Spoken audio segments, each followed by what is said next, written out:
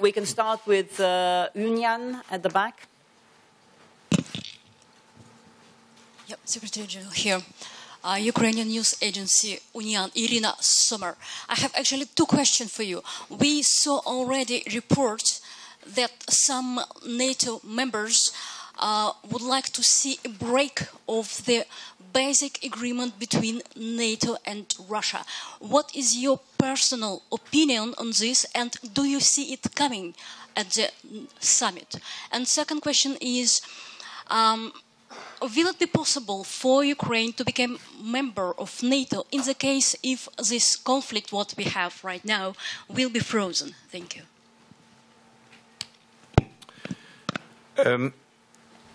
First of all, I think the first part of your question refers to the so-called NATO-Russia Founding Act from 1997. NATO sticks to the NATO-Russia Founding Act.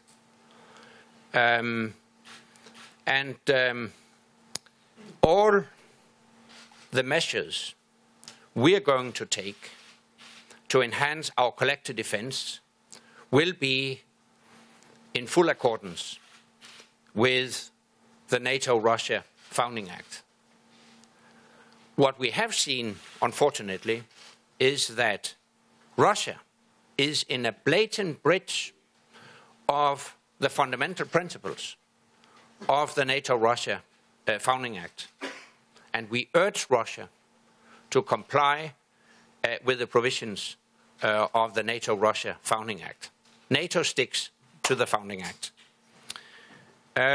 Next, you asked me about Ukraine's possible membership perspectives.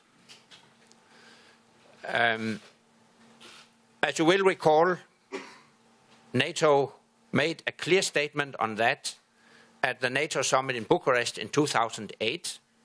We declared that Ukraine will become a member of NATO, provided, of course, Ukraine so wishes and provided Ukraine fulfills the necessary criteria.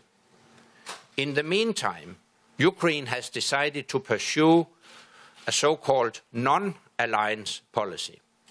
We fully respect that because we adhere to the principle that each and every nation has the right to decide on its security policies, including alliance affiliation, without an external interference. So we fully respect the choice of Ukraine. The same goes if Ukraine were to change its current policies of non-alliance position. In that case, we will discuss with Ukraine how to move forward. James. Yes, Brooks Signer, Jane's Defense. Russia is undeniably an adversary of NATO in the West now. I think few observers would dispute that. So I have a question here for you. It's a long one, but I'll read it slowly. Without naming names and without using the alibi that NATO does not comment on the defense decisions of individual allies, because after all, this is a matter of collective defense against a very aggressive country, my question to you, do you think, as outgoing Secretary General, that it is a good idea for individual allies to sell major weapons systems, such as, for instance, helicopter carriers, to Russia, which is clearly hostile to the alliance today? Your thoughts on that issue, I'm sure, will be greatly appreciated in allied capitals. Thank you. And I think you will appreciate that I stick to my line, namely, this is and it remains a national decision. It is not for NATO as an alliance to interfere with such national decisions. Questions regarding delivery of military equipment are national issues, and that's why.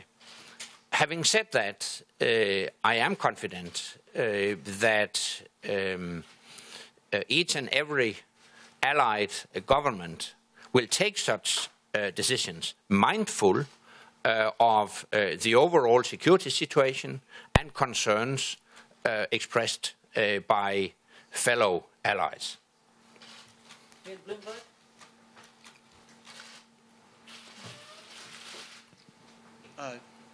Jim Duger from Bloomberg with a question on the Readiness Action Plan. As NATO troops rotate through the Eastern European frontline states, how many do you expect to be on the ground at any given time? And how many of the 28 allies do you expect to provide troops for these rotations?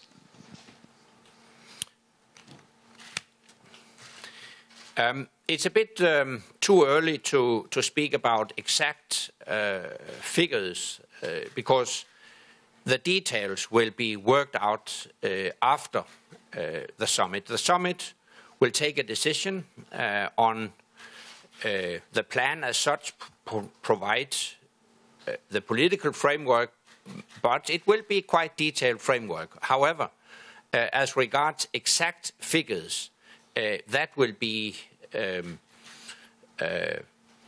decided at a later stage, also based on military advice. For the same reason, I'm not able to answer the second part of your question, how many allies will provide concrete troop contributions or concrete contributions of another kind. That remains to be seen, but I can tell you that all 28 allies contribute to the current reassurance measures one way or the other. One way or the other. Maybe not all of them with troop contributions, but then they provide other contributions. So this is a truly collective alliance effort in which all 28 allies contribute one way or the other. Wall Street Journal.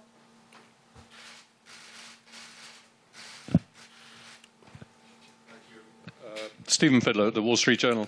You mentioned the NATO-Russia Founding Act of 1997, which NATO will abide by. Is this one reason why one of the plans to respond to what the Russians have done in Ukraine is not permanent basing? In other words, is this what prevents a permanent base of with troops on the ground in Eastern Europe?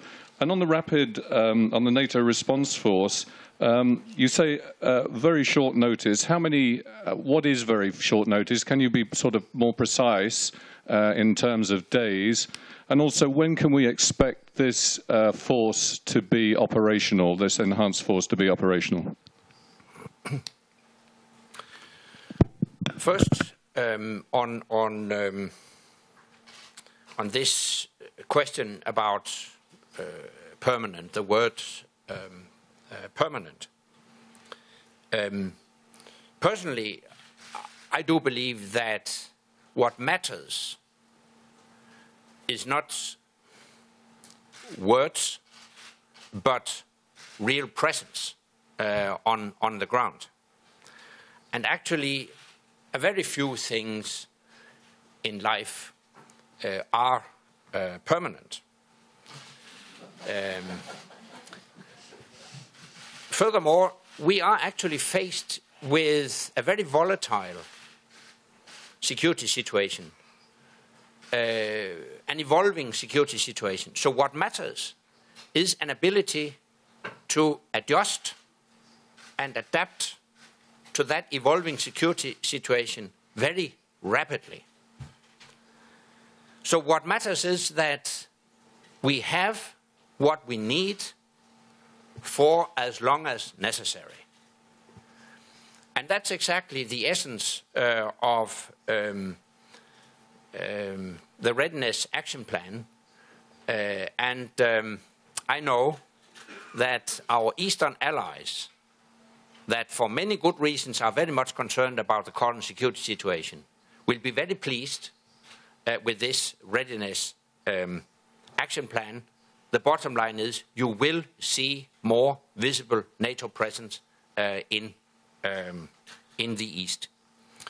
Now, short notice. What is short notice? Now we are into all the military technical details that will be worked out after the summit, but I can assure you that it will be at very, very short notice. So we are speaking about a very few days. NPR.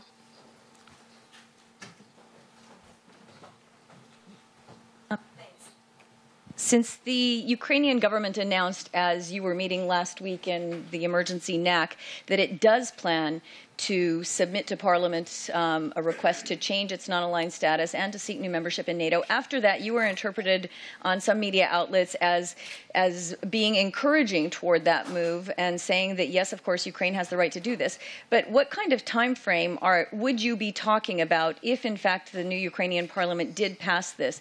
Ukraine seems to think that perhaps it would be a short time frame, but if you look at the examples of Georgia and Moldova, of course, we know that it's probably not a short time frame. Have those discussions with the Ukrainian government begun at all after Prime Minister Yatsenyuk announced that? And secondly, there was some surprise seemingly in social media that Russia was not invited to the summit. Should Russia have been surprised it didn't get an invitation? No, I don't think so.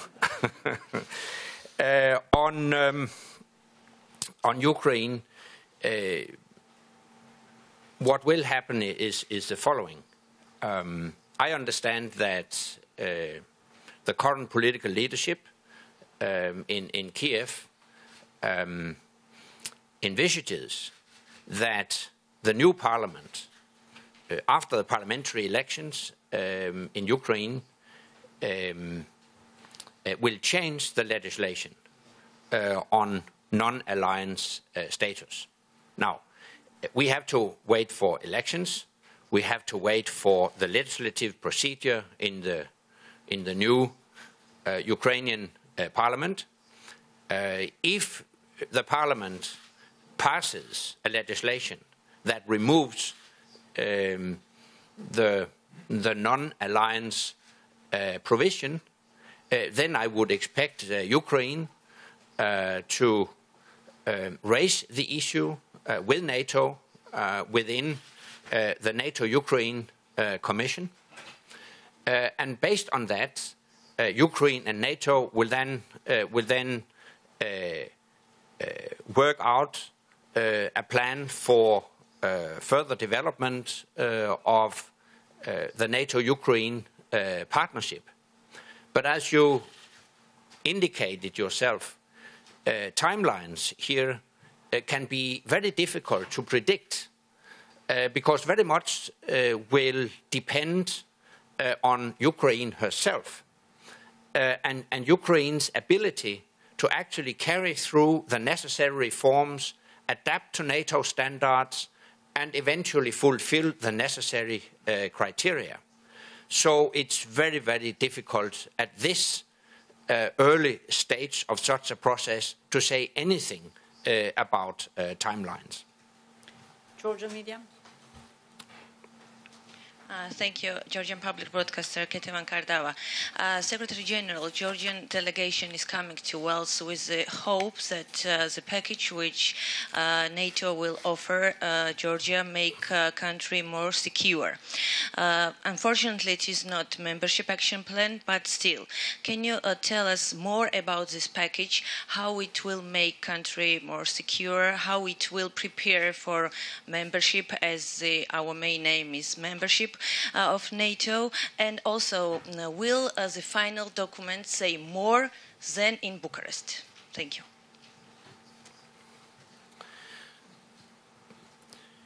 The Georgia package will definitely bring Georgia closer to NATO. Without going into too many details, I can mention some of the headlines. We will establish what we call a defense capacity building mission in Georgia, with a particular focus on the Ministry of Defense, and assist Georgia in continued reforms and modernization of the defense and security sector. Next, we will step up our efforts to improve the ability of Georgian armed forces to work and operate together with NATO forces, including through more Georgian participation in NATO exercises. Thirdly, occasionally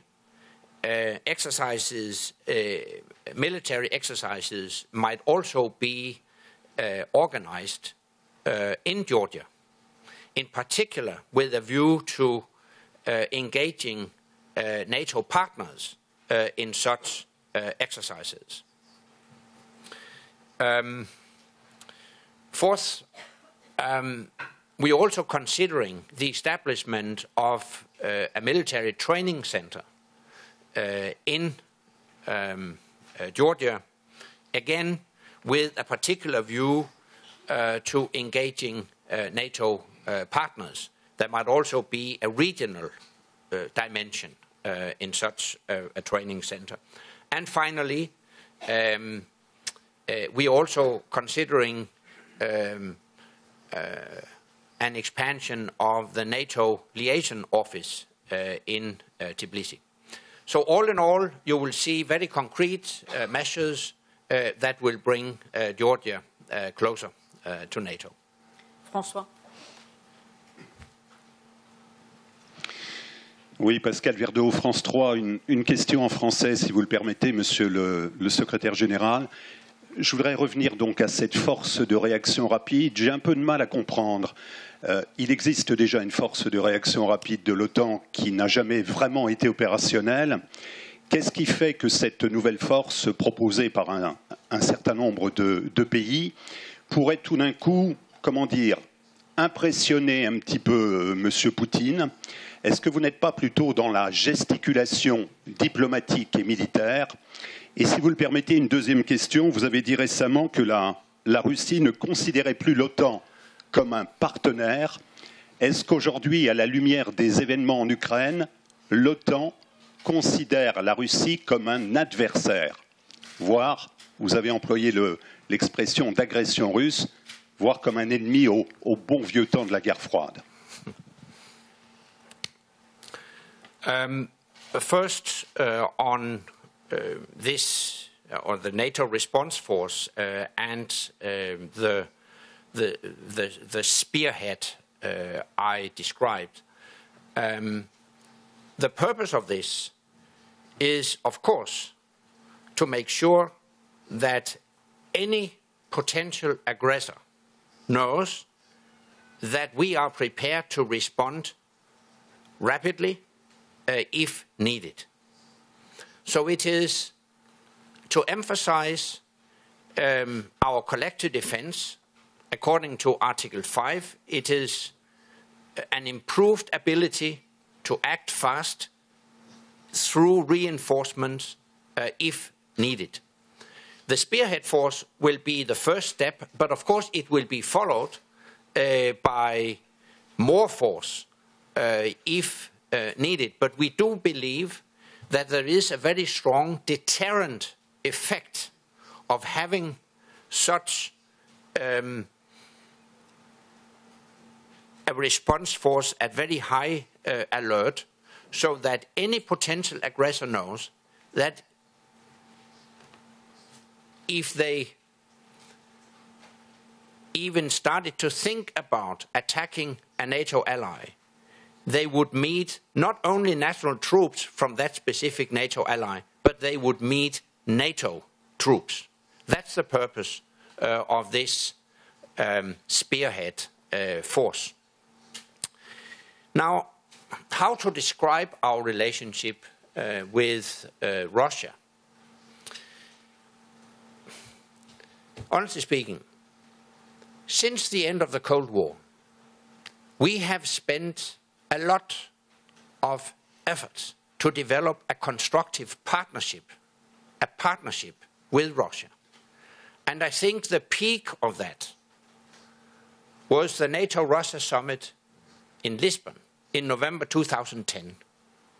At that summit, we decided that we would develop a true strategic partnership between NATO and Russia. However, today we must face the reality that Russia does not consider NATO a partner. We can see in Russian military documents, we can listen to statements from Russian political leaders that they consider NATO an adversary.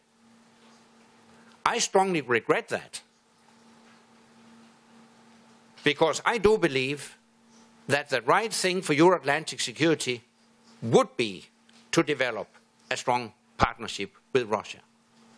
But of course, we cannot afford to be naive. We don't have any illusions.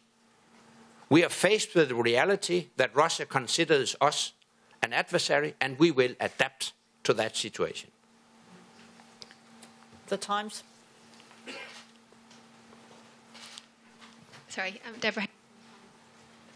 The UK threat level, security level, has been increased last week, and UK police have warned that potential threats to the summit, potentially from even Islamic State. I was wondering, are you worried that that could happen, that the summit could be targeted? And also, what kind of measures are going to be made by NATO countries, potentially, to respond to Islamic State in Syria and Iraq? Could you join with maybe this coalition of the willing that the US are trying to get together? First, on the terrorist threat, I'm not aware of a direct threat at the summit as such, but of course, taking into account the security situation around us,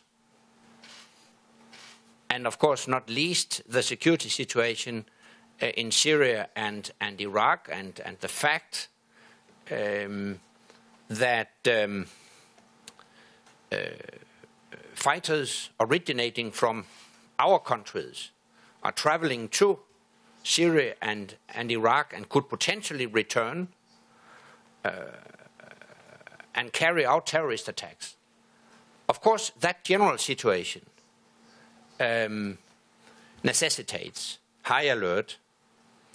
I have full confidence that the British authorities will address this issue in a very professional and efficient manner.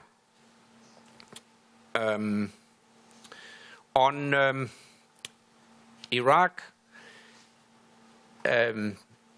I welcome that individual allies have taken steps to help the Iraqi government in different ways.